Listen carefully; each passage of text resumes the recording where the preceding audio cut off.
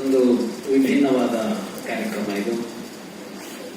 ಕಲಾ ಪ್ರದರ್ಶನ ಇತ್ತು. ಬಹಳ ಸುಂದರವಾದ ಭರತನಾಟ್ಯವನ್ನು ನೋಡಿದ್ವಿ. ಅದಾದ ಮೇಲೆ ಸಿವಿಲ್ ಇಂಜಿನಿಯರಿಂಗ್ನ ಮಹತ್ವದ ಸಾಧನೆಗಳನ್ನ ಡಾಕ್ಟರ್ ಮನಮೋಹನ್ ಕಲ್ಗಲ್ ಅವರು ಕಡಿಮೆ ಅವಧಿಯಲ್ಲಿ ಬಹಳ ಪ್ರಬೋಧಕರವಾಗಿ ಪ್ರಭಾವ ಬೀರುವಂತೆ ತೋರಿಸಿಕೊಟ್ರು. ಇದೀಗ ಒಂದು ಸಾಹಿತ್ಯ ಚರ್ಚೆ. ಆದರೆ ಈ ಸಾಹಿತ್ಯ ಚರ್ಚೆ ಅಂತ ಏನಿದೆ, ಇದು ಮನಮೋಹನ್ ಕಲ್ಗಲ್ ಅವರು ಏನನ್ನ ತೋರಿಸಿಕೊಟ್ರೋ ಅದರ ಮುಂದುವರಿಕೆ ಅಂತಲೇ ಹೇಳಬೇಕು. ಇದನ್ನು ಸಿವಿಲ್ ಇಂಜಿನಿಯರಿಂಗ್ನ ಅದ್ಭುತಗಳನ್ನ ಅವರು ಹೇಳ್ತಾ ಹೋದರು. ಈ ವೈಜ್ಞಾನಿಕ ಪ್ರಗತಿ ಏನಿದೆ, ಇವತ್ತು ನಾವು ಎಂತೆಂಥದನ್ನು ಮಾಡಬಲ್ಲಷ್ಟು ಸಾಧಿಸಿದ್ದೀವಲ್ಲ, ಈ ಸಾಧನೆಯ ಹಿನ್ನೆಲೆಯಲ್ಲಿ ಇದನ್ನು ಸಾಧಿಸುವಾಗ ಏನೆಲ್ಲ ನಡೆಯುತ್ತೆ ಅಂತ ಅನ್ನುವ ಅಂಶ ಇದೆಯಲ್ಲ, ಅದನ್ನು ಇಟ್ಟುಕೊಂಡಾಗ ಈ ಒಂದು ಕಡೆಯಲ್ಲಿ ಈ ಸಾಧನೆ, ತಂತ್ರಜ್ಞಾನದ ಸಾಧನೆ, ಇನ್ನೊಂದು ಕಡೆಯಲ್ಲಿ ತಂತ್ರಜ್ಞಾನವನ್ನ ಸಾಧಿಸಿ ಬದುಕನ್ನ ಇನ್ನಷ್ಟು ಸುಲಭ ಸೌಕರ್ಯಯುಕ್ತವಾಗಿಸಿಕೊಳ್ಳೋದಕ್ಕೆ ಅಂತ ಹೊರಟಾಗ ಪ್ರಕೃತಿಯ ಮೇಲೆ ಆಗುವ ಅಥವಾ ಒಂದು ಸಾಮೂಹಿಕ, ಸಾಮಾಜಿಕ, ಕೌಟುಂಬಿಕ ವ್ಯವಸ್ಥೆಯ ಮೇಲಾಗುವ ಪರಿಣಾಮ ಅಥವಾ ದುಷ್ಪರಿಣಾಮಗಳೇನು ಅಂತ ಅನ್ನುವ ಅಂಶವನ್ನು ಜೋಡಿಸಿಕೊಂಡ್ರೆ ಅದು ಪುನರ್ವಸು ಕಾದಂಬರಿ ಆಗುತ್ತೆ. ನಮ್ಮ ತತ್ವಶಾಸ್ತ್ರಕಾರಗಳು ಹೇಳ್ತಾರೆ, ಬದುಕು ದ್ವಂದ್ವ ಅಂತ. ಈ ಸೃಷ್ಟಿ ಅನ್ನೋದೇ ದ್ವಂದ್ವ ಅಂತ. ದ್ವಂದ್ವ ಅಂದ್ರೆ ಏನು ಅಂದ್ರೆ ಪರಸ್ಪರ ವಿರುದ್ಧವಾದ ಎರಡು ಅಂಶಗಳು ಒಟ್ಟೊಟ್ಟಿಗೆ ಸಾಗುತ್ತಾ ಇರ್ತವೆ. ಜೋಡಿಗಳಿವೆ. ಇಲ್ಲಿ ಹಗಲಿದೆ, ರಾತ್ರಿ ಇದೆ, ಬೆಳಕಿದೆ, ಕತ್ತಲಿದೆ, ಸುಖ ಇದೆ, ದುಃಖ ಇದೆ, ನೋವಿದೆ, ನಲಿವಿದೆ, ಎರಡೆರಡು ಇದೆ. ಅಕ್ಕಪಕ್ಕದಲ್ಲಿ ಎರಡೆರಡು ಇರೋದೇ, ಈ ದ್ವಂದ್ವಗಳಿರೋದೇ ಸೃಷ್ಟಿ ಅಂತ. ಎರಡು ದ್ವಂದ್ವಗಳು ಅಂದ್ರೆ ದ್ವಂದ್ವದ ಜೋಡಿ, ಅದು ಒಂದು ಕಾದಂಬರಿಯ ವಸ್ತು ಆಗಿದೆ. ಅದು ಪುನರ್ವಸು. ಈ ಕಾದಂಬರಿ ಡಾಕ್ಟರ್ ಗಜಾನ್ ಶರ್ಮಾ ಅವರು ಬರೆದಿದ್ದು ಎರಡೂ ದೃಷ್ಟಿಯಿಂದ ಬಹಳ ಸೂಕ್ತವಾದದ್ದು. ಒಂದು ಅಣೆಕಟ್ಟು ನಿರ್ಮಾಣ. ಈ ಕಾದಂಬರಿಯನ್ನ ತಮ್ಮಲ್ಲಿ ಹಲವರು ಓದಿರ್ಬೋದು. ಓದದೇ ಇದ್ರೆ ಒಂದು ಸ್ವಲ್ಪ ಕಾದಂಬರಿಯ ಬಗ್ಗೆ ಮಾತಾಡಿಕೊಂಡು ಅವರನ್ನ ಮಾತಾಡಿಸೋಣ. ಒಂದು ಅಣೆಕಟ್ಟು ನಿರ್ಮಾಣ ಆಗಬೇಕು. ಅಣೆಕಟ್ಟು ನಿರ್ಮಾಣ ಆಗಬೇಕು ಅಂತ ಅಂದಾಗ ಒಂದಿಷ್ಟು ಭೂಮಿ ಅದಕ್ಕಾಗಿ ಬೇಕು. ಆ ಭೂಮಿಯನ್ನ ತ್ಯಾಗ ಮಾಡಬೇಕಾಗತ್ತೆ. ಒಂದು ಭೂಮಿಯ ತ್ಯಾಗ ಅಂತ ಅಂದ್ರೆ, ಈಗ ಚೆನಾಬ್ ಸೇತುವೆ ಅಂತ ಸೇತುವೆಯನ್ನ ಕಟ್ಟುವಾಗ ಅದು ಯಾರ ಬದುಕಿನ ಮೇಲೂ ಪರಿಣಾಮ ಬೀರಿಲ್ಲ. ಅಂದ್ರೆ ಅಲ್ಲಿಂದ ಯಾರು ನಿರಾಶ್ರಿತರಾಗಿಲ್ಲ. ಅಲ್ಲೊಂದು ಬದುಕಿತ್ತು, ಬದುಕು ಕಟ್ಟಿಕೊಂಡಿದ್ರು, ಅದಕ್ಕೇನೋ ಆಯ್ತು ಅಂತ ಆಗಿಲ್ಲ. ಅಥವಾ ಸ್ಟ್ಯಾಚ್ಯೂ ಆಫ್ ಯುನಿಟಿ ಅಂತದನ್ನ ಕಟ್ಟುವಾಗಲೂ ಕೂಡ ಇಂಥದ್ದೆಲ್ಲ ಆಗಿಲ್ಲ. ಆದ್ರೆ ಒಂದು ಅಣೆಕಟ್ಟು ಕಟ್ಟುವಾಗ ಅದು ಹೀಗಾಗೋದಿಲ್ಲ. ಅಣೆಕಟ್ಟು ಕಟ್ಟುವಾಗ ಅತ್ಯಂತ ವಿಸ್ತಾರವಾದ ಭೂಮಿಯನ್ನದು ಅಪೇಕ್ಷೆ ಪಡುತ್ತೆ. ಆ ಭೂಮಿಯಲ್ಲಿ ಕಾಡಿರುತ್ತೆ, ಅಲ್ಲಿ ಪಕ್ಷಿ ಪ್ರಾಣಿಗಳಿರ್ತವೆ, ಅಲ್ಲಿ ಅಪರೂಪದ ಸಸ್ಯವರ್ಗ ಇರ್ಬೋದು, ಪ್ರಾಣಿ ವರ್ಗ ಇರ್ಬೋದು, ಪಕ್ಷಿ ವರ್ಗ ಇರ್ಬೋದು. ಆ ಪ್ರದೇಶದಲ್ಲಿ ಹಲವು ಊರುಗಳಿರ್ತವೆ, ಅಲ್ಲಿ ಎಷ್ಟೋ ಮನೆಗಳಿರ್ತವೆ. ಹೀಗೆ ಒಂದಿಡೀ ಬದುಕನ್ನ ಅದು ಆಪೋಷಣ ತೆಗೆದುಕೊಳ್ಳುತ್ತೆ, ಅದು ಮುಳುಗಿಸುತ್ತೆ. ಯಾಕೆಂದ್ರೆ ಅದು ಮುಳುಗಿಸುವುದು ಅನಿವಾರ್ಯ. ಮುಳುಗಿಸದೆ, ಮುಳುಗಡೆ ಆಗದೆ ಒಂದು ಅಣೆಕಟ್ಟು ನಿರ್ಮಾಣ ಆಗೋದಕ್ಕೆ ಸಾಧ್ಯ ಇಲ್ಲ. ಅಣೆಕಟ್ಟು ಅನ್ನೋದು ನಿರ್ಮಾಣ ಆಗಬೇಕು. ಅದರ ಜೊತೆಯಲ್ಲೇ ಬರುವ ಜೋಡಿ ಯಾವುದಂದ್ರೆ ಮುಳುಗಡೆ. ಮುಳುಗಡೆ ಮತ್ತು ಅಣೆಕಟ್ಟು ಅನ್ನುವ ದ್ವಂದ್ವ. ಈ ಮುಳುಗಡೆ ಮತ್ತು ಅಣೆಕಟ್ಟು ಅನ್ನುವ ದ್ವಂದ್ವ ಇದೆಯಲ್ಲ, ಈ ಹೊತ್ತಿನಲ್ಲಿ ನಡೆಯೋದು ಏನು ಅಂತ ಆಂತರಿಕ ಸಂಘರ್ಷಗಳೇನು, ಬಹಿರಂಗದ ಸಂಘರ್ಷಗಳೇನು, ಮತ್ತು ಇದು ಕೊನೆಗೂ ಏನು ಮಾಡುತ್ತು ಅಂತ, ಏನನ್ನ ಆಹುತಿಯಾಗಿ ತೆಗೆದುಕೊಡ್ತು, ಏನನ್ನ ಮುಳುಗಿಸ್ತು ಅಂತ. ಕೆಲವು ಮನೆಗಳನ್ನ ಮಾತ್ರ ಮುಳುಗಿಸ್ತಾ, ಕಾಡನ್ನ ಮಾತ್ರ ಮುಳುಗಿಸ್ತಾ, ಅಥವಾ ಎಷ್ಟೋ ಜನರ ಆಶೋತ್ತರಗಳು ಮುಳುಗುದುವ, ಬದುಕೇ ಇಲ್ಲವಾಯ್ತಾ ಅನ್ನುವ ಅಂಶಗಳಿದೆಯಲ್ಲ, ಇದು ಒಂದು ಅಣೆಕಟ್ಟು ಕಟ್ಟುವಾಗಿನ ಸವಾಲುಗಳು, ಮನುಷ್ಯನ ಎದುರಿಗಿರುವ ಸವಾಲುಗಳು. ತಾಂತ್ರಿಕ ಪರಿಣತಿಯ ಜೊತೆಗೆ ಸಾಗುತ್ತಾ ಇರುವಾಗಲೂ ಇಂಥ ಭಾವನಾತ್ಮಕವಾದ ಅಂಶಗಳು ಮತ್ತು ಪ್ರಕೃತಿಯ ಮೇಲಾಗಬಹುದಾದ ಹಾನಿಗಳು ಅಂತ ತೆಗೆದುಕೊಂಡಾಗ ಅಲ್ಲಿ ಪರಸ್ಪರ ವಿರುದ್ಧವಾದ ಎರಡು ಧ್ರುವಗಳನ್ನ ಅಲ್ಲಿ ಕಾಣ್ತೇವೆ. ಒಂದು ಅಭಿವೃದ್ಧಿ, ಇನ್ನೊಂದು ಅಭಿವೃದ್ಧಿ ತಂದೊಡ್ಡುವಂತಹ ನಾಶ. ಅಭಿವೃದ್ಧಿ ನಾಶ ಅನ್ನುವ ಒಂದು ದ್ವಂದ್ವ ನಮ್ಮನ್ನ ಕಾಡ್ತಾ ಇತ್ತು, ಕಾಡ್ತಾ ಇದೆ, ಕಾಡ್ತಲೇ ಇರುತ್ತೆ. ಬೆಂಗಳೂರಲ್ಲಿ ಕುಳಿತುಕೊಂಡಿದ್ದೀವಿ, ದೊಡ್ಡ ಸುರಂಗ ಬರುತ್ತೆ ಅಂತ ಮಾತು ಬರ್ತಾ ಇದೆ. ಸುರಂಗ ಬೇಡವಾ ಅಂತ ಕೇಳಿದ್ರೆ, ಸುರಂಗ ಬೇಕೋ ಬೇಡವೋ, ಸುರಂಗದಂತ ವ್ಯವಸ್ಥೆ ಬೇಕು, ಇಲ್ಲದೆ ಇದ್ರೆ ಹೋಗೋಕ್ಕಾಗಲ್ಲ, ಟ್ರಾಫಿಕ್ ಜಾಮ್ಗಳು, ಅದರ ಸಮಸ್ಯೆಗಳಲ್ಲಿ ಇದೀವಿ ನಾವು. ಹಾಗಾಗಿ ಆ ಅಭಿವೃದ್ಧಿ ಬೇಡವಾ ಅಂದ್ರೆ ಬೇಕು ಅಂತ ಹೇಳುತ್ತೆ ಮನಸ್ಸು. ಆದ್ರೆ ಅದರಿಂದ ಇನ್ನೇನಾದ್ರೂ ಆದೀತಾ ಅಂತ ಬಂದಾಗ ಒಂದು ಭಯ ಆಗತ್ತೆ, ಒಂದು ಆತಂಕ ಆಗತ್ತೆ. ಆಗ ಆ ಅಭಿವೃದ್ಧಿ ಬೇಡ ಅನ್ನುವ ಮಾತನ್ನು ಆಡೋದಕ್ಕೆ ಆರಂಭ ಮಾಡ್ತೀವಿ. ಈ ದ್ವಂದ್ವ ಅದು ಎಲ್ಲರನ್ನೂ ಕಾಡುತ್ತೆ. ಅದು ರಾಜಕಾರಣಿಯಿಂದ ಆರಂಭಿಸಿ, ಅಲ್ಲಿರೋ ಒಬ್ಬ ಇಂಜಿನಿಯರ್ ಇಂದ ಆರಂಭಿಸಿ, ಅಲ್ಲಿ ಕೆಲಸ ಮಾಡ್ತಾ ಇರುವ ಅವನಿಂದ ಆರಂಭಿಸಿ ಈ ದ್ವಂದ್ವಗಳೆಲ್ಲರನ್ನೂ ಕಾಡ್ತಾ ಇರುತ್ತೆ. ಮೊನ್ನೆ ಒಂದು ವಿಡಿಯೋ ನೋಡ್ತಾ ಇದ್ದೆ. ಬೆಂಗಳೂರಿನಲ್ಲಿ ಪಾದಚಾರಿ ಮಾರ್ಗಗಳನ್ನ ಪಾದಚಾರಿಗಳಿಗಾಗಿ ಉಳಿಸಬೇಕು ಅನ್ನುವ ಒಂದು ದೊಡ್ಡ ಕಾರ್ಯ ನಡೀತಾ ಇದೆ. ಯಾರು ಅಳ್ತಾ ಇದ್ದಾರೆ? ವ್ಯಾಪಾರಿಗಳು, ಕಳೆದುಕೊಂಡವರು. JCB ಡ್ರೈವರ್ ಕೂಡ ಅಳ್ತಾ ಇದ್ದಾನೆ. ಅವನೇ ಅದನ್ನ ಕಿತ್ತಾಕಬೇಕು, ಅವನ ಕಣ್ಣೆದುರಿಗೆ ಅವಳು ಓಡಾಡ್ತಾ ಇದ್ದಾರೆ, ಅವನು ಆ ಕೆಲಸ ಮಾಡಬೇಕು, ಅದರ ಅಳತಲೆ ಕೆಲಸ ಮಾಡ್ತಾ ಇರುವ ಒಂದು ವಿಡಿಯೋ ಬಂತು. ಈ ದ್ವಂದ್ವ ಅನ್ನೋದು ನಮ್ಮನ್ನು ಕಾಡ್ತಾ ಇರುತ್ತೆ. ಅಂದ್ರೆ ನಿರ್ಮಿಸುವವರಿಗೂ ಮತ್ತು ಉಪಭೋಗಿಸುವವರಿಗೂ ಯಾವಾಗಲೂ ಇದೊಂದು ದ್ವಂದ್ವ ಇದೆ. ಈ ದ್ವಂದ್ವವನ್ನ ಬಹಳ ಚೆನ್ನಾಗಿ ವಿಮರ್ಶಿಸಿಕೊಟ್ಟ ಒಂದು ಕೃತಿ ಪುನರ್ವಸು. ಈ ಕೃತಿಯನ್ನ ಬರೆದವರು ಕೂಡ ಒಬ್ಬ ಇಂಜಿನಿಯರ್, ಸಿವಿಲ್ ಅಲ್ಲ, ಆದ್ರೆ ಅಣೆಕಟ್ಟಿಗೆ ಸಂಬಂಧಿಸಿದ ಇಂಜಿನಿಯರ್. ಸಿವಿಲ್ ಇಂಜಿನಿಯರ್ಸ್ ಅಣೆಕಟ್ಟು ಕಟ್ಟಿ ಹೋದ ಮೇಲೆ ಯಾರು ಕೆಲಸ ಮಾಡಬೇಕೋ ಆ ಇಂಜಿನಿಯರ್ ಅವರು. ಅದರ ಜೊತೆಗೆ ಎಲ್ಲಿ ಮುಳುಗಡೆ ಆಯ್ತೋ ಆ ಪ್ರದೇಶದಲ್ಲಿ ಅವರ ಬೇರಿದೆ, ಅವರ ಊರು ಅಲ್ಲಿದೆ. ಅವರ ಊರಿನ ಸಮೀಪದವರೆಗೂ ಈ ಅಣೆಕಟ್ಟು, ಇದರ ಬಾಲ ಶೇಷ ಎಲ್ಲ ಸೇರಿ ಆದ ಮುಳುಗಡೆಗಳಿವೆ. ಅವರ ಮನೆಯ ಮುಂದಿನವರೆಗೂ ಹಿನ್ನೀರು ನಿಂತಿದೆ ಇವತ್ತು. ಹಾಗೆ ಒಂದು ಕಡೆಯಲ್ಲಿ ಅವರ ಬದುಕು ಎಲ್ಲಿ ನಿರ್ಮಾಣ ಆಯಿತು ಅಂತ ಅಂದ್ರೆ ಅಣೆಕಟ್ಟಿನ ಅನಂತರ ಅವರು ಅಲ್ಲಿ ಕೆಲಸ ಮಾಡಿದ್ರು, ಅವ್ರ ಬದುಕು ಕಟ್ಟಿಕೊಂಡ್ರು. ಆದ್ರೆ ಅಲ್ಲಿಯೇ ಅವರ ಪೂರ್ವಜರ ಬದುಕು ಹಾಳಾಯಿತು ಅನ್ನುವ ಅಂಶ ಕೂಡ ಅಲ್ಲಿದೆ. ಇದೆರಡೂ ಇರುವ ಒಬ್ಬ ವ್ಯಕ್ತಿ ಬರೆದರೆ ಅದು ನ್ಯಾಯ ಒದಗಿಸಿದಂತೆ ಆಗುತ್ತೆ. ಒಬ್ಬ ಇಂಜಿನಿಯರ್ ಮಾತ್ರ ಬರೆದ್ರೆ ಹಾಗೆ ಆಗ್ಲೇಬೇಕು ಅಂತಿಲ್ಲ. ಇಂಜಿನಿಯರ್ ಆಗಿ ಮಾತ್ರ ಬರೆದ್ರೆ ಪ್ರಾಯಶಃ ತನ್ನ ಇಂಜಿನಿಯರಿಂಗಿಗೆ ಅವನು ಹೆಚ್ಚು ನ್ಯಾಯ ಒದಗಿಸಬಲ್ಲ. ಒಬ್ಬ ಮುಳುಗಡೆಯ ಸಂತ್ರಸ್ತನೋ ಅವನ ಮುಂದಿನ ತಲೆಮಾರಿನವರು ಬರೆದ್ರೆ ಅವನು ಗೋಡನ್ನು ಮಾತ್ರ ಹೇಳ್ಕೊಳ್ತಾನೆ, ನೋವನ್ನು ಮಾತ್ರ ಹೇಳ್ಕೊಳ್ತಾನೆ. ಆ ಅಭಿವೃದ್ಧಿ ಏನನ್ನ ಮಾಡ್ತು ಅನ್ನೋ ಅಂಶವನ್ನ ಅವನು ಮರೆಮಾಚ್ತಾನೆ, ಅಥವಾ ಅವನಿಗೆ ಅದು ಅರಿವಿಗೆ ಬರೋದಿಲ್ಲ. ಹಾಗಾಗಿ ಪುನರ್ವಸುವಂತಹ ಒಂದು ವಸ್ತುವನ್ನ ಕಾದಂಬರಿಯಾಗಿಸುವ ಸಂಪೂರ್ಣ ಅರ್ಹತೆ ಡಾಕ್ಟರ್ ಗಜಾನನ್ ಶರ್ಮಾ ಅವರಿಗೆ ಇದ್ದು ಇದನ್ನ ಬರೆದಿದ್ದಾರೆ. ಅವರು ಲಿಂಗನಮಕ್ಕಿ ಅಣೆಕಟ್ಟು ನಿಮ್ಮೆಲ್ಲರಿಗೆ ಗೊತ್ತಿರುವಂತದ್ದು. ಶರಾವತಿ ನದಿಗೆ ಅಣೆಕಟ್ಟು ಕಟ್ಟಲಾಯಿತು. 2 ಬಾರಿ ಆ ನದಿಗೆ ಅಣೆಕಟ್ಟನ್ನು ಕಟ್ಟಿದ್ರು. ಮಣೆನೂರು ಅನ್ನುವ ಜಾಗದಲ್ಲಿ ಹಿರೇಭಾಸ್ಕರ ಅಂತ ಮೊದಲು ಕಟ್ಟಿದ್ರು. ಕೆಲವು ವರ್ಷಗಳ ಅನಂತರ ಆ ಅಣೆಕಟ್ಟನ್ನ ಮುಳುಗಿಸಿ ಇನ್ನೊಂದು ಅಣೆಕಟ್ಟನ್ನ ಅದಕ್ಕಿಂತ ಕೆಳಗೆ ಕಟ್ಟಿದ್ರು. ಬಹಳ ಕಡಿಮೆ ಅವಧಿಯಲ್ಲಿ ಕಟ್ಟಿದ ಅಣೆಕಟ್ಟನ್ನೇ ಮುಳುಗಿಸಿ ದೊಡ್ಡ ಅಣೆಕಟ್ಟನ್ನ ಕಟ್ಟಬೇಕಾಗಿ ಬಂದದ್ದು ಅವತ್ತಿನ ಅನಿವಾರ್ಯತೆ. ಈ 2 ಅಣೆಕಟ್ಟಿನ ಮುಳುಗಡೆ ಇದೆಯಲ್ಲ, ಅದು ಅವರ ಪ್ರದೇಶಕ್ಕೆ ಸಂಬಂಧಪಟ್ಟಿದ್ದು, ಅಲ್ಲಿಯೇ ನಡೆದಿದ್ದು. ಈ ಲಿಂಗನಮಕ್ಕಿ ಅಣೆಕಟ್ಟನ್ನ ಕಟ್ಟುವ ಕಾಲಘಟ್ಟದಲ್ಲಿ ಅದರ ಹಿಂಭಾಗದಲ್ಲಿ, ಅಣೆಕಟ್ಟನ ಹಿಂಭಾಗದಲ್ಲಿ ನೀರು ಎಲ್ಲಿ ನಿಲ್ಲತ್ತೋ, ಮುಳುಗಡೆ ಆಗತ್ತೋ ಆ ಭಾಗದಲ್ಲಿ ಬದುಕಿದ್ದ ಊರು, ಕೇರಿ, ಜನ, ಮನ ಇವುಗಳನ್ನ ಸ್ವತಃ ಕಂಡುಕೊಂಡು ಅನುಭವಿಸಿದವರು ಅವರು ಆ ಕಥೆಯನ್ನ ಹೇಳ್ತಾ ಹೋಗ್ತಾರೆ. ಅಣೆಕಟ್ಟಿನ ನಿರ್ಮಾಣದ ಕಥೆ ಒಂದು ಕಡೆ ನಡೀತಾ ಹೋಗುತ್ತೆ. ಅದು ಹೇಗೆ ಜನರ ಮನಸ್ಸಿನಲ್ಲಿ ಕೆಲಸ ಮಾಡ್ತು, ಜನರ ಬದುಕಿನ ಮೇಲೆ ಏನು ಕೆಲಸ ಮಾಡ್ತು ಅನ್ನೋದನ್ನ ಈ ಪುನರ್ವಸು ಅಂತ ಅನ್ನೋದು ಹೇಳ್ತಾ ಹೋಗುತ್ತೆ. ಮುಳುಗಿದ್ದು ಭಾರಂಗಿಯೇ, ಭರವಸೆಯೇ, ಬದುಕೆ ಅನ್ನುವ ಒಂದು ಉಪಶೀರ್ಷಿಕೆಯನ್ನ ಇದಕ್ಕೆ ಕೊಡ್ತಾರೆ. ಏನು ಅಂತ ಅನ್ನೋದನ್ನ ಓದೋದನಿಗೆ ಬಿಡ್ತಾರೆ. ಆದರೆ ಪ್ರಶ್ನೆ ಕೇಳ್ತಾರೆ, ಏನು ಮುಳುಗಿತು ಪುನರ್ವಸು ಈ ಶರಾವತಿ ಅಣೆಕಟ್ಟಿನಲ್ಲಿ ಅಂತ. ಭಾರಂಗಿ ಅನ್ನುವ ಭಾಗ, ಅದು ಭಾರಂಗಿ ಹೋಬಳಿ ಅಂತ ಕರೀತಾ ಇದ್ರು, ವಿಶಾಲವಾದ ಪ್ರದೇಶ, ಅದು ಮುಳುಗಿತು ಅನ್ನೋದು ಲೆಕ್ಕಪತ್ರಗಳಲ್ಲಿ, ಸರ್ಕಾರಿ ದಾಖಲೆಗಳಲ್ಲಿ ಮುಳುಗಿದ ಪ್ರದೇಶದ ಹೆಸರಾಗಿ ಉಳ್ಕೊಳ್ತು. ಅದರ ಪ್ರಕಾರ ಭಾರಂಗಿ ಎನ್ನುವ ಪ್ರದೇಶ ಮುಳುಗಿದೆ.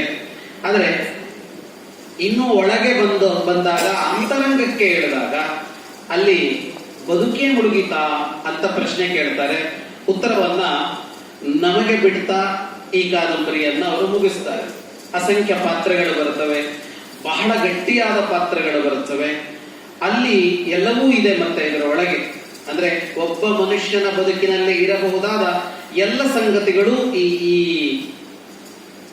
ಈ ಬದುಕಿನ ಒಳಗಡೆ ಸೇರಿಕೊಂಡು, ಅಂದ್ರೆ ಮುಳುಗಡೆಯ ಬದುಕಿನೊಳಗೆ ಸೇರಿಕೊಂಡು ಈ ಕಾದಂಬರಿಯ ವಸ್ತು ಆಗಿದೆ. ಅವರ ಜೊತೆಗೆ ಮಾತನಾಡಬೇಕಾಗಿರೋದು, ಹಾಗಾಗಿ ಅವರನ್ನ ಮಾತನಾಡಿಸ್ತಾ ಹೋಗೋಣ. ಮೊದಲ ಪ್ರಶ್ನೆ ಅಂತ ಅಂದ್ರೆ ನಿಮ್ಮನ್ನ ಕಾಡಿದ ದ್ವಂದ್ವದ ಪ್ರಶ್ನೆ. ಇಂಜಿನಿಯರ್ ಆಗಿ ಅಲ್ಲಿಯೇ ಕೆಲಸ ಮಾಡಿದ್ರಿ, ಜೋಗದಲ್ಲಿಯೇ ಬಹಳ ವರ್ಷ ತಾವು ಕೆಲಸ ಮಾಡ್ತಾ ಇದ್ರಿ. ಬೆಂಗಳೂರಿಗೆ ಬರುವ ಮೊದಲು ಅಲ್ಲಿಯೇ ಇದ್ದದ್ದು ನೀವು. ಒಂದು ಕಡೆಯಲ್ಲಿ ಅದು ಕಾಣ್ತಾ ಇತ್ತು ನಿಮಗೆ. ಏನ್ ಕಾಣ್ತಾ ಇತ್ತು ಅಂದ್ರೆ ಅಣೆಕಟ್ಟು ನಿರ್ಮಾಣ ಆಗಿದ್ರಿಂದ ಏನು ಅನುಕೂಲ ಆಯ್ತು ಜಗತ್ತಿಗೆ ಅನ್ನೋದು ನಿಮ್ ಕಣ್ಣಿಗೆ ಕಾಣ್ತಾ ಇತ್ತು. ಯಾಕೆಂದ್ರೆ ಈ ಅಣೆಕಟ್ಟು ಅಳಿದುಳಿದ ನಮ್ಮ ಊರುಗಳನ್ನು ಕೂಡ ಸುಭಿಕ್ಷ ಮಾಡಿತ್ತು, ಚೆನ್ನಾಗಿಟ್ಟಿತ್ತು ಅನ್ನೋದು ಕೂಡ ಇದೆ. ಅದನ್ನು ನೋಡ್ತಾ ಇದ್ರಿ. ಅದರ ಜೊತೆಗೆ ಅದು ಏನು ತೊಡಕು ಉಂಟು ಮಾಡ್ತು ಅನ್ನೋದನ್ನು ಕೂಡ ನೋಡ್ತಾ ಇದ್ರಿ. ಇದೆರಡು ನೋಡ್ತಾ ಇದ್ರಿ ಅನ್ನೋದು ಸರಿ. ಆದ್ರೆ ಇವೆರಡನ್ನೂ ಇಟ್ಟುಕೊಂಡು ಒಂದು ಕಾದಂಬರಿಯನ್ನ ಬರಿಬೇಕು ಅಂತ ಯಾವಾಗಿನಿಂದ ಆ ತುಡಿತ ಬಂತು, ಮತ್ತೆ ಯಾಕೆ ಬಂತು ಅಂತ. 19ನೇ ಇಸ್ವಿಯಲ್ಲಿ ಬಂದಿದ್ದು 2019 ಜನವರಿ 19ರಲ್ಲಿ. ಆದ್ರೆ ಒಂದು ಕಾದಂಬರಿ ಅದು ಯಾವಾಗ ಹೊರಗೆ ಬಂತೋ ಅವತ್ತು ಮೂಡಿರೋದಿಲ್ಲ. ಕಾದಂಬರಿಯ ಬೀಜಗಳು ಯಾವತ್ತೂ ಆರಂಭ ಆಗಿರುತ್ತೆ. ಹಾಗಾಗಿ ಯಾವಾಗ ಇಂಥ ಆಲೋಚನೆಗಳು, ಈ ವಸ್ತುವಿನ ಕುರಿತ ಆಲೋಚನೆಗಳು ಬಂದಿದ್ದು, ಕಾದಂಬರಿಯನ್ನಾಗಿಸ್ಬೇಕು ಅಂತ ಯಾವಾಗ ಅನ್ನಿಸ್ತು, ಯಾಕೆ ಅನ್ನಿಸ್ತು?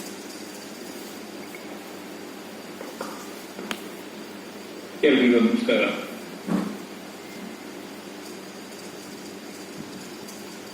ನಾನು ಅವರ ಪ್ರಶ್ನೆಗೆ ಉತ್ತರ ಕೊಡುವುದಕ್ಕಿಂತ ಮೊದಲು ಇವತ್ತು ನಮಗೆ ಇಲ್ಲಿ ಸಿವಿಲ್ ಇಂಜಿನಿಯರಿಂಗ್ ಬಗ್ಗೆ ಕನ್ನಡದಲ್ಲಿ, ಯಾಕಂದ್ರೆ ಇಂಜಿನಿಯರಿಂಗ್ ವಿಷಯಗಳನ್ನು ಮಾತಾಡುವಾಗ ಹೆಚ್ಚು ಭಾಗ ಕನ್ನಡಕ್ಕೆ ಹೋಗುತ್ತೆ. ಆದರೆ ಈಗ ಅಗತ್ಯ ಇರುವಲ್ಲಿ ಬಿಟ್ಟು ಉಳಿದೆಲ್ಲ ಕಡೆ ಪೂರ್ಣ ಕನ್ನಡದಲ್ಲೇ ಮಾತನಾಡಿರುವಂತ ಮನಮೋಹನ್ ಕಲ್ಗಲ್ ಅವರನ್ನ ಅಭಿನಂದಿಸ್ತೇನೆ. ಯಾಕೆಂದ್ರೆ ಅವರು ಹೇಳಿದಾಗೆ ಇವತ್ತು ಇಂಜಿನಿಯರಿಂಗ್ ಅಂದಾಗ ಅದಕ್ಕೊಂದು ಅಡಿಪಾಯ ಅಂತಿದ್ರೆ ಅದು ಸಿವಿಲ್ ಇಂಜಿನಿಯರಿಂಗ್ ಅನ್ನೋದು ಸತ್ಯ. ಯಾಕೆಂದ್ರೆ ಇಂಜಿನಿಯರಿಂಗ್ ಕಾಲೇಜ್ ಶುರುವಾದ್ಮೇಲೆ ಬೇರೆ ಎಲ್ಲ ಇಂಜಿನಿಯರಿಂಗ್ ಶುರುವಾಗಿರ್ಬೋದು, ಆದ್ರೆ ಸಿವಿಲ್ ಇಂಜಿನಿಯರಿಂಗ್ ಶುರುವಾಗೋದಕ್ಕಿಂತ ಮೊದಲು ಇದ್ದಿದ್ದು. ಈಗ ಅವರು ಹೇಳ್ತಾ ಪ್ರಾರಂಭದಲ್ಲಿ ಹೇಳಿದ್ರು ಪೀರ್ ಪಂಜಾಬ್ ರೈಲ್ವೆ, ಅಕಸ್ಮಾತ್ ಪೀರ್ ಪಂಜಾಬಿನ ಆ ಕನೆಕ್ಷನ್ ಇಲ್ಲಿದ್ರೆ ಕಾಶ್ಮೀರ ಇವತ್ತು ನಮ್ಮ ಹತ್ರ ಇರ್ತಾನೆ ಇರಲಿಲ್ಲ.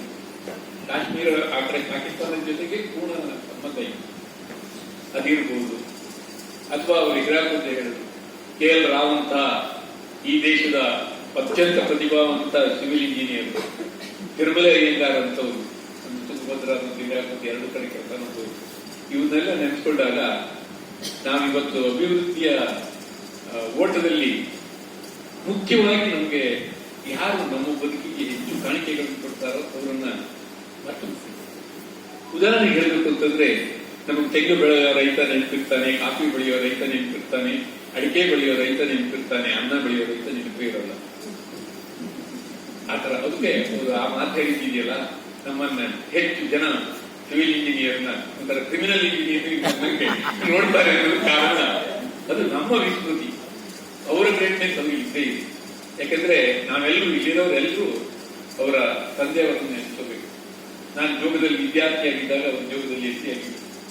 ಒಂದು ಘಟನೆ ಹೇಳ್ಬಿಡ್ತೀನಿ, ಆ ಕಾಲದಲ್ಲಿ ಹೇಗಿತ್ತು ಅನ್ನೋದಕ್ಕೆ. ಕಾಲೋನಿಗೆ ಇವತ್ತು ನಮ್ಮಲ್ಲಿ ಆಡಳಿತದಲ್ಲಿ ಆ ತರದ ಯಾವುದೇ ಬಿಗಿ ಇಲ್ಲ.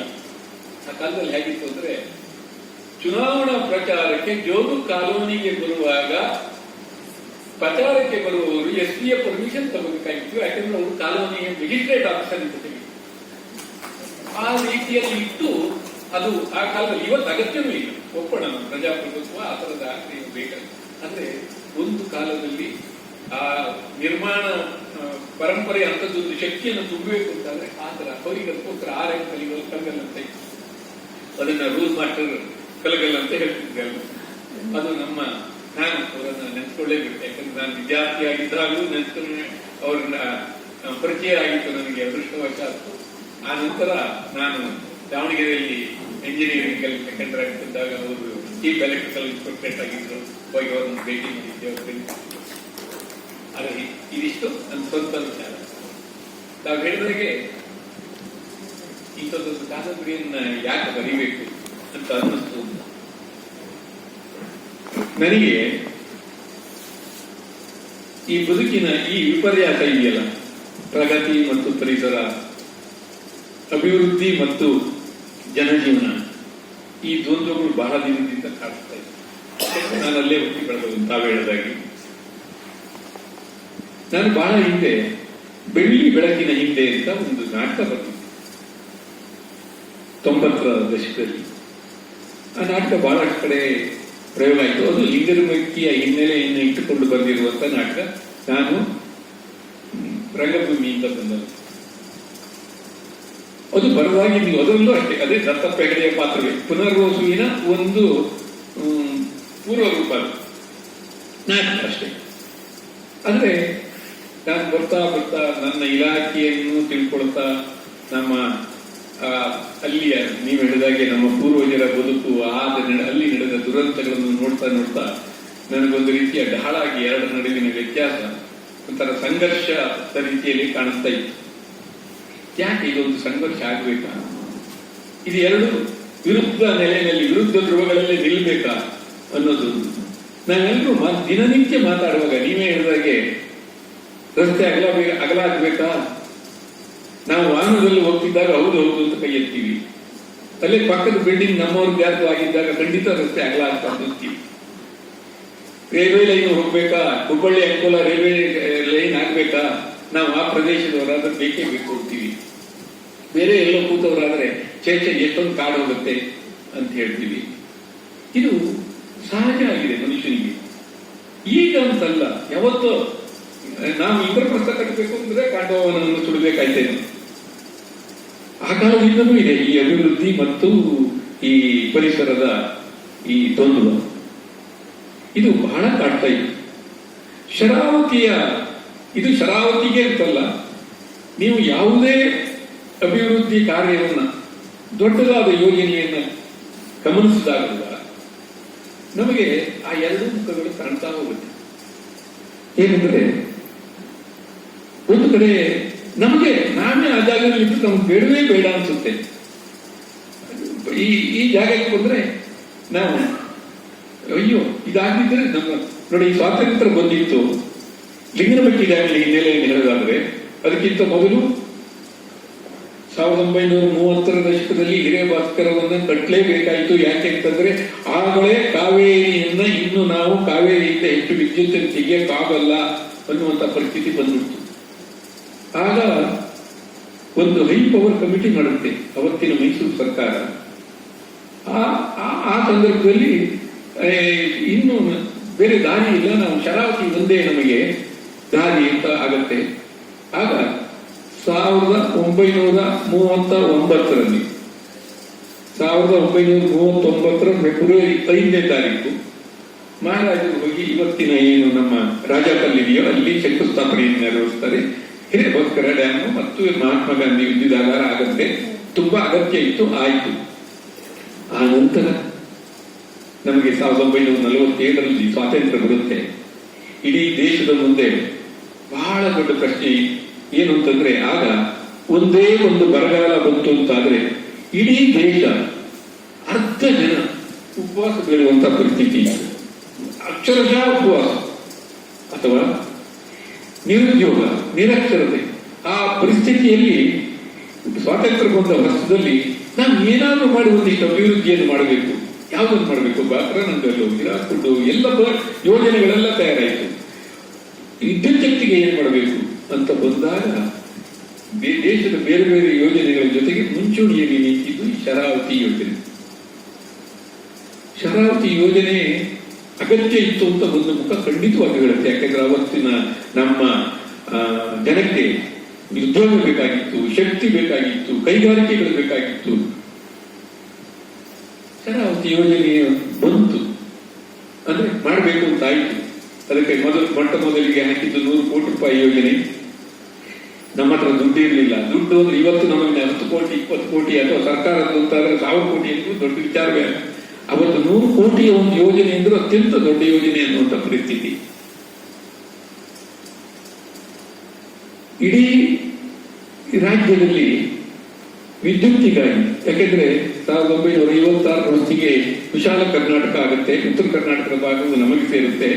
ನಮ್ಮ ವಿಶಾಲ ಮೈಸೂರಿಗೆ ವಿದ್ಯುತ್ ಶಕ್ತಿಯನ್ನು ಒದಗಿಸಬೇಕು ಅನ್ನುವಂಥ ಏಕೈಕ ಕಾರಣದಿಂದ 1956ರಲ್ಲಿ ಲಿಂಗನಮಕ್ಕಿಯ HECP ಅನ್ನುವ ಹೆಸರಲ್ಲಿ ಲಿಂಗನಮಕ್ಕಿಯ ಇದು ಯೋಜನೆ ಅಥವಾ ಡ್ಯಾಮಿನ ನಿರ್ಮಾಣ ಆರಂಭ ಆಗುತ್ತೆ. ಅದೇ ಸಂದರ್ಭದಲ್ಲಿ ಆಗಲೇ ಹಿರೇಭಾಸ್ಕರದಲ್ಲಿ ಸುಮಾರು 10,000 ಎಕರೆಗಳು ಮುಳುಗಡೆಯಾಗಿ ಅವರೆಲ್ಲರೂ ತಮ್ಮ ತಮ್ಮ ಊರನ್ನು ಬಿಡಕ್ಕಾಗದೆ, ಆಗ ಇವತ್ತು ನಮಗೆ ಊರು ಬಿಡೋದು ಅನ್ನೋದು ದೊಡ್ಡ ವಿಚಾರ ಅಲ್ಲ. ಏನು ಕಾರಣ ಇಲ್ಲದೆ ಇದ್ರೂ ಊರು ಬಿಡ್ತೀವಿ ಅಥವಾ ಮನೆ ಬಿಡೋದು ಅನ್ನೋದು. ನಮಗೆ ಒಂದು ಕುಟುಂಬದಿಂದ ಒಬ್ಬ ಹೊರಗಡೆನೆ ಹೋಗಿ ಅಲ್ಲೇ ಇರ್ತಾನೆ ಅಂತಂದ್ರೆ ಏನೋ ಕಳೆದು ಹೋದಾಗ ಒಂದು ದೇಹದ ಒಂದು ಭಾಗವನ್ನೇ ಕಿತ್ತೋದಾಗ ಆಗ್ತಿತ್ತು. ಹಾಗಾಗಿ ಅಲ್ಲಿನ ಬಹಳಷ್ಟು ಜನ ಹಿರೇಭಾಸ್ಕರದಲ್ಲಿ ಮುಳುಗಡೆ ಆದವರು ಅಲ್ಲೇ ಮೇಲ್ಭಾಗದಲ್ಲಿ ಎಲ್ಲೆಲ್ಲಿ ಸಾಧ್ಯವೋ ಅಲ್ಲಲ್ಲೇ ಮತ್ತೆ ನೆಲೆ ನಿಂತರು. ಯಾಕೆಂದ್ರೆ ಈ ಮುಳುಗಡೆಯ ಇದು ಮುಗಿಯುತ್ತೆ ಮಾರಿಯುತ್ತೆ. ಆದ್ರೆ ಯಾವಾಗ 1956ರಲ್ಲಿ ಈ ಡ್ಯಾಮು ಬೇಕಾಗಿತ್ತು, ಅದಕ್ಕೆ ಉತ್ತರ ಹೇಳಿದ್ರು. ಆದ್ರೆ ಅವರೆಲ್ಲರ ಜೊತೆಗೆ ಅವ್ರಿಗಿಂತ ಇನ್ನೂ 4 ಪಟ್ಟು ಜನ ಮುಳುಗಡೆ ಆಗುವಂತ ಪರಿಸ್ಥಿತಿ ಬಂತು. ನನ್ನ ದುರದೃಷ್ಟ ಅಂದ್ರೆ ಏನು ಅಂದ್ರೆ, ನನಗೆ ಯಾಕೆ ಬರೆಯಕ್ಕೆ ಆಯ್ತು ಅಂತಂದ್ರೆ, ನಾನು ಅಕ್ಷರ ಕಲ್ತಿದ್ದು ಇವತ್ತಿನ ಲಿಂಗನಮಕ್ಕಿ ಡ್ಯಾಮ್ ಏನಿದೆಯೋ ಅದ್ರ ಹಿಂದಗಡೆ ಹಳ್ಳಿ, ಪಕ್ಕದ್ದೇ ಹಳ್ಳಿ ಕರುಮನೆಯಲ್ಲಿ ನಾನು ಅಕ್ಷರ ಕಲ್ತಿದ್ದು. ತಲಕಾವೇರಿ ಡ್ಯಾಮಿನ ಹಿನ್ನೀರಲ್ಲಿ ನಮ್ಮ ಮನೆ, ನಮ್ಮದೇ 8 ಎಕರೆ ಗದ್ದೆ ಮುಳುಗಡೆ ಆಯಿತು. ಬಂದಿದ್ದು ಎಷ್ಟು ದುಡ್ಡು ಅಂತಂದ್ರೆ 5,800 ರೂಪಾಯಿ. 8 ಎಕರೆ ಜಮೀನಿಗೆ 5,800. ಅದು ಏನಾಯ್ತು, ಇವತ್ತು ಇರುವ ಪರಿಸ್ಥಿತಿ ಬೇರೆ. ಇವತ್ತು 1 ಎಕರೆ ಅಡಿಕೆ ತೋಟ ಇದ್ರು ಹಾಗೂ ಇನ್ನು ಬದುಕ್ತಾರೆ ಎನ್ನುವಾಗಿತ್ತು. ಆಗ ಗದ್ದೆ ಭತ್ತ ಬೆಳೆಯುವುದು ಮುಖ್ಯವಾಗಿದ್ದ ಕಾಲ. ನಾನು ಅದಕ್ಕೆ ಮೊದಲು ಉದಾಹರಣೆ. 8 ಎಕರೆ ಗದ್ದೆ ಮುಳುಗಡೆ ಆಯ್ತು, ಪೂರ್ತಿ ಮುಳುಗಡೆ ಆಗಲೇ ಇಲ್ಲ. ಒಂದು ಹಾವನ್ನ ಬೋಡೋದು ಅಥವಾ ಸಾಯ್ದಿದ್ದ ಹಾಗೆ ಅಥವಾ ಉಳಿಲಿಕ್ಕೂ ಆಗಿದ್ದ ಹಾಗೆ ಬೆಳಕು ಬಿಟ್ಟಾಗ ಆಯ್ತು ನಮ್ಮ ಸಂತಾನ. ನಾವು ಬೀದಿಗಿದ್ವಿ, ಅಕ್ಷರಶಃ ಬೀದಿಗಿದ್ವಿ. ನಾವು ಶಾಲೆಗೆ ಹೋಗ್ತಾರೆ, ಬೆಳಗ್ಗೆ ಗಂಜಿ ಊಟ ಮಾಡಿ 5 ಮೈಲು ನಡೆದು ಜೋಗಕ್ಕೆ ಮತ್ತೆ 3 ಮೈಲ್ ಬಸ್ಸಲ್ಲಿ ಹೋಗುವಂತ ಪರಿಸ್ಥಿತಿ ಬಂತು. ಇದನ್ನೂ ನೋಡಿದ್ದೆ ನಾನು.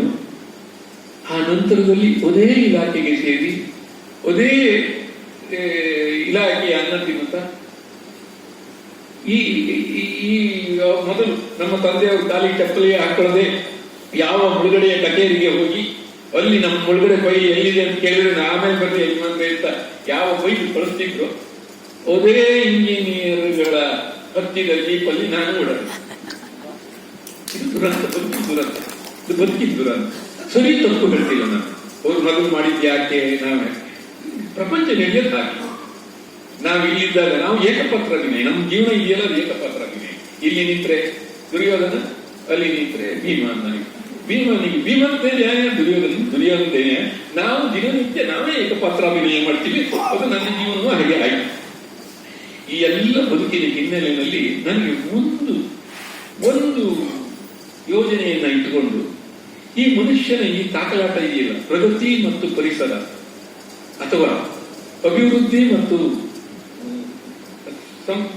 ಇದು ತನ್ನ ಸಾಂಸ್ಕೃತಿಕ ಜಗತ್ತು, ಸ್ಮೃತಿ, ಎಲ್ಲಕ್ಕಿಂತ ಹೆಚ್ಚಾಗಿ ಸ್ಮೃತಿ. ನಮಗೆ ಮುಳುಗಡೆ ಆದಾಗ ನಮ್ಗೆ ಅರ್ಥ ಆಗುತ್ತೆ, ನಾವು ಆ ಜೀವನ ಅವತ್ತಿನ ನನ್ನ ಜಮೀನನ್ನು ಅಥವಾ ನನ್ನ ಬದುಕನ್ನು ನಾನು ತರಕಾಗಲ್ಲ ಅನ್ನೋದು ಅರ್ಥ ಆಗುತ್ತೆ. ಬಹಳ ನೋವಾಗೋದು ಯಾವುದು ಅಂತಂದ್ರೆ ನನ್ನ ಸ್ಮೃತಿ, ನನ್ನ ಸಂಸ್ಕೃತಿ, ನಾನು ಅದುವರೆಗೂ ಬೆಳೆದು ಬಂದಂತ ನನ್ನ ಪಾರಂಪರ್ಯ ಹರಿವು ತುಂಡಾಗಿ ಹೋಯ್ತಲ್ಲ ಅನ್ನೋದು. ನಮಗೆ ಸರ್ ನದಿ ಹರಿಯೋದು ಕಾಣುತ್ತೆ, ಕಾಲ ಹರಿಯೋದು ನಮ್ಗೆ ಅರಿವು ಬರುತ್ತೆ. ಆದ್ರೆ ಈ ಸಂಸ್ಕೃತಿಯ ಹರಿವು ತುಂಡಾಗದಾಗ ಆಗುವ ಬೇಜಾರಿದೆಯಾ, ಅದು ಹರಿವೇ. ಈ ಡ್ಯಾಮ್ ಕಟ್ಟಿದಾಗ ನದಿಗೆ ಏನ್ ಬೇಜಾರಾಗುತ್ತೋ ಅದಕ್ಕಿಂತ ಹೆಚ್ಚು ಪ್ರಾಯಶಃ ನಮಗೆ ನಮ್ಮ ಸ್ಮೃತಿಗಳು ತುಂಡಾಗ್ತಾವಲ್ಲ, ಆಗ ಬೇಜಾರಾಗುತ್ತೆ. ಇದನ್ನೆಲ್ಲ ಇಟ್ಕೊಂಡಾಗ ನನಗೆ ಒಬ್ಬ ದತ್ತಪ್ಪ ಹೆಗಡೆ ನನ್ನ ಕಣ್ಣೆದುರಿಗೆ ಬಂದು, ಈ ಕಡೆ ನಾನು ನಮ್ಮ ದೇಶಕ್ಕೆ ಅವತ್ತಿನ ಅಗತ್ಯ ಏನಿತ್ತು, ಇಡೀ ದೇಶಕ್ಕೆ ಅನ್ನ ಹಾಕಬೇಕಾಗಿತ್ತು. ಒಂದೇ ಒಂದು ಮಳೆಗಾಲ, ಈ ವರ್ಷದ ಹಾಗೆ ಒಂದು ಮಳೆಗಾಲ, ಈಗ ಬಂತು ಬಿಡಿ ಮಳೆ, ಒಂದು ಮಳೆಗಾಲ ಆಯ್ತು ಅಂದ್ರೆ ಇಡೀ ದೇಶ ಭತ್ತದ 1942ರಲ್ಲಿ ಈ ಇದು ಬಂದಾಗ ಕ್ವಿಟ್ ಇಂಡಿಯಾ ಚಳವಳಿ ಬಿಡಿ, ಆಗ ಬಂದ ಬರಗಾಲದಲ್ಲಿ ಬಂಗಾಳದಲ್ಲಿ ಮಗುವನ್ನು ಮಾರ್ಕೊಂಡು ತಿಂದಿರುವಂತದ್ದು, ಭತ್ತದ ಬಣವೆಗಳಿಗೆ ಹೋಗಿ ಈ ರೆವಿನ್ಯೂ ಅಧಿಕಾರಿಗಳು ಬೀಗ ಹಾಕ್ತಿದ್ರು. ಯಾಕೆಂತ ಕೇಳಿದ್ರು ಅದು ಸರ್ಕಾರಕ್ಕೆ ಕೊಡಬೇಕು, ಅದನ್ನು ನೀವು ಇದು ಮಾಡಾಗಿಲ್ಲ, ಮೊದಲು ಸೈನ್ಯಕ್ಕೆ ಹೊಟ್ಟೆವರಿಬೇಕು ಅಂತ. ಬೆಳೆದಿರೋ ರೈತನಿಗೆ ಚಿಂತೆ ಇಲ್ಲ, ಆ ಬೆಳೆದಿರೋ ಇವನಿಗೆ ಸೈನ್ಯಕ್ಕೆ ದೊರಕಿ ಕೊಡಬೇಕು, ಯಾಕೆಂದ್ರೆ 2ನೇ ಮಹಾಯುದ್ಧದ ಕಾಲ ಅದು. ಇಂತಹ ಕಾಲದಲ್ಲಿ ಈ ಪ್ರಗತಿಯ ಅಗತ್ಯವನ್ನ ಹೇಳುವಂತ ಒಬ್ಬ ಕೃಷ್ಣರಾವ್ ಸಿಕ್ಕ. ಕೃಷ್ಣರಾವ್ ಅಂತ ಒಬ್ರು ಇದ್ರು ಸರ್, ಮನಮೋಹನ್ ಅವರಿಗೆ ಹೇಳಬೇಕು ಅಂತಂದ್ರೆ, ಅವರು the romance of hydro power in the princely state of Mysuru ಅಂತ ಒಂದು ಅಪೂರ್ವವಾದ ಪುಸ್ತಕವನ್ನು ಬರೆದಿದ್ರು. ಸಿವಿಲ್ ಇಂಜಿನಿಯರ್, ಜೋಗದ ಸರ್ವೆಯಿಂದ ಹಿಡಿದು ಸುಮಾರು ಹಿರೇಮಾಸ್ಕರ್ ಕನ್ಸ್ಟ್ರಕ್ಷನ್ ತನಕ ಇದ್ದಂತ ಒಂದು ವ್ಯಕ್ತಿ ಅದು. ಅದೇ ಆ ಕಥೆಗೆ ಅವರ ಹೆಸರನ್ನು ಬಿಟ್ಟರೆ ನಾನು ಅವ್ರ ಹೆಚ್ಚು ಜೀವನ ನನಗೆ ಗೊತ್ತಿರಲಿಲ್ಲ, ಅದನ್ನ ನಾನು ಸಿಕ್ಕಿ ಮಾಡಿ. ಬಟ್ ಒಂದು ಪ್ರಗತಿಯ ಒಂದು ಮುಖವಾಗಿ ಅವರು ಕಂಡ್ರು. ಇನ್ನೊಂದು ಈ ಎಲ್ಲ ನಮ್ಮ ನೋವು, ನಮ್ಮ ನಲಿವು, ಮುಳುಗಡೆಯವರನ್ನ ಪ್ರತಿನಿಧಿಸುವಂತ ದತ್ತಪ್ಪ ಹೆಗಡೆಯವರ ಮನಸ್ಸಿಗೆ ಅವರಿಬ್ಬರ ನಡುವಿನ ಸಂಬಂಧ, ಸಂವಾದ, ಸಂಘರ್ಷ ಇದೆಲ್ಲದನ್ನ ಒಟ್ಟುಗೂಡಿಸಿಕೊಂಡು ಇಂಥದ್ದೊಂದು ಕಾದಂಬರಿ ಬರೆಯೋಣ ಅಂತ ಅನ್ನಿಸ್ತು ನನಗೆ. ಇದನ್ನು ಬರೆಯುವಾಗ ಕಾದಂಬರಿ ಬರೆದ ಅಭ್ಯಾಸ ಇರಲಿಲ್ಲ, ನಾಟಕ ಬರೀತಿದ್ದೆ, ವಿಶ್ವೇಶ್ವರಯ್ಯನವರ ಪುಸ್ತಕ, ವಿದ್ಯಾವರ ಪುಸ್ತಕ ಅನುವಾದ ಮಾಡಿದ್ದೆ, ಬೆಳಕಾಯಿತು ಕರ್ನಾಟಕ ಬರೆದಿದ್ದೆ. ಸಾಹಿತ್ಯದಲ್ಲಿ ಒಂದಿಷ್ಟು ಆಸಕ್ತಿ ಇತ್ತು, ಆದ್ರೆ ಕಾದಂಬರಿ ಬರೆದು ಗೊತ್ತಿರಲಿಲ್ಲ. ನೌಕರಿಯಲ್ಲಿದ್ದಾಗ ನನಗೊಂದು ಇದಿತ್ತು, ಏನಂದ್ರೆ ಒಂದು ಪ್ರಾಮಾಣಿಕವಾದ ಇಂಜಿನಿಯರ್ ಅನ್ಸ್ಕೋಬೇಕು ಅಂತೇಳಿ. ಹಾಗಾಗಿ ಎಷ್ಟೇ ಪ್ರವೃತ್ತಿ ನನ್ನನ್ನು ಸೆಳೆದರೂ ನನ್ನ ವೃತ್ತಿಗೆ ದೋಷ ಬಂದಿದ್ದಾಗ ಖಂಡಿತವಾಗಿ ಆತ್ಮವಿಶ್ವಾಸದಿಂದ ಹೇಳಬಲ್ಲೆ, ನನ್ನ ವೃತ್ತಿಗೆ ಎಲ್ಲೂ ಕಿಂಚಿತ್ ದೋಷ ಬಂದಿದ್ದಂಗೆ ಬರುತ್ತೆ.